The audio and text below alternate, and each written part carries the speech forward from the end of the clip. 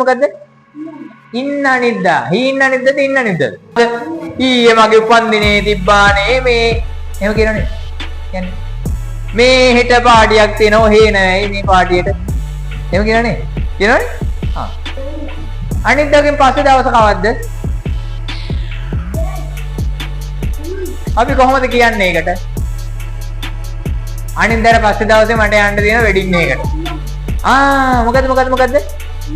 ඉන්න අනිද්දා. හීන්න අනිද්දද ඉන්න අනිද්දද? හීන් අනිද්දා. කෙට්ටුයි. එහෙමද? එහෙනම් ඉන්න අනිද්දා. මොකද්ද පිළිවෙල? මේ බලන්නකෝ. ඕක අතේ ඉඳලා දෙපැත්තටනේ යන්නලා තියෙන්නේ. අතේ ඉඳලා දෙපැත්තටනේ තියෙන්නේ. ඔන්න අද තියෙනවා. අද ඊට පස්සේ කවද්ද තියෙන්නේ? හෙට. ඊට පස්සේ කවද්ද? අනිද්දා. ඊට පස්සේ කවද්ද? ඉන් අනිද්දා. මොකද්ද? ඉන් අනිද්දා.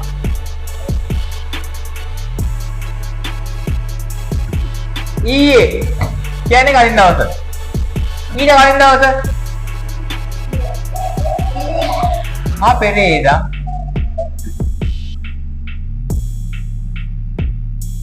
ඊට කලින් දවස කවද්ද? පළමුදා. අන්න වචනේ.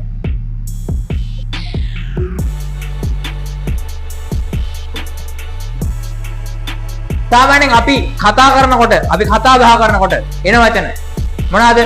ඊයේ මගේ උපන්දිනේ තිබ්බානේ මේ. එහෙම කියනවනේ. කියන්නේ මේ හෙට පාටියක් තියෙනවා හේ නෑ මේ පාටියට. එහෙම කියනවනේ. කියනවනේ?